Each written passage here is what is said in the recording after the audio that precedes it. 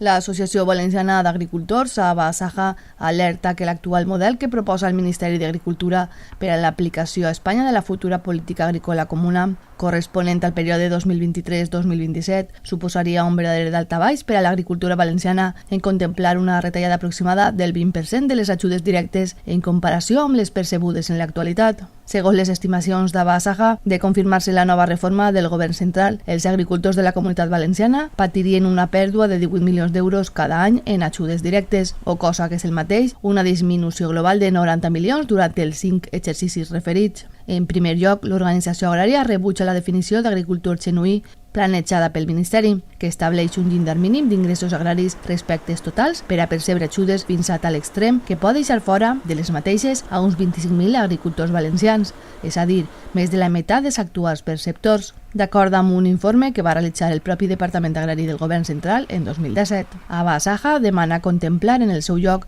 la figura d'agricultor pluriactiu, propietaris agraris que tinguen altres activitats diferents i es dediquen al camp a temps parcial per a donar suport a la seva contribució socioambiental i la seva lluita contra el despoblament. També exigeix un règim de xicoteig agricultors específic i simplificat, tal com es troba actualment, a fi d'evitar més càrrega burocràtica. Així mateix, sol·licita al Ministeri que no embulle amb altres conceptes difusos com la superfície admissible que donaria prioritat als beneficiaris històrics en detriment d'agricultors que mai abans han rebut ajudes directes de la PAC. Dos de les mesures estrelles de la política agrària europea, els ecoesquemes i la convergència, tampoc beneficiarien als agricultors valencians d'emportar-se a la pràctica segons les directrius del govern espanyol. En estos moments, la Unió Europea està treballant per a ficar en marxa la pròxima política agrícola común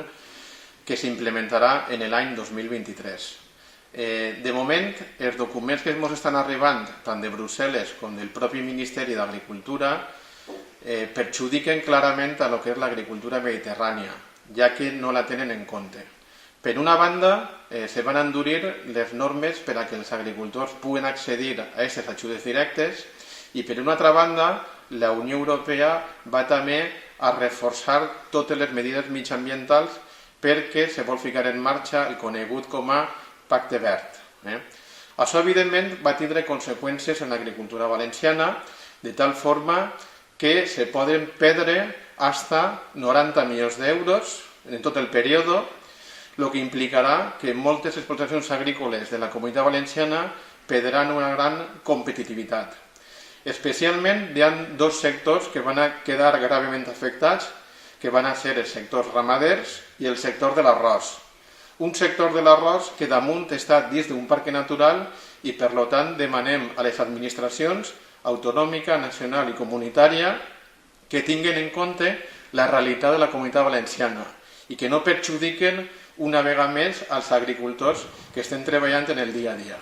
ABASAJA adverteix de la incertesa que existeix respecte a les ajudes incloses en el segon pilar de desenvolupament rural, ja que la lletra xicoteta del pla estratègic del Ministeri encara no es coneix.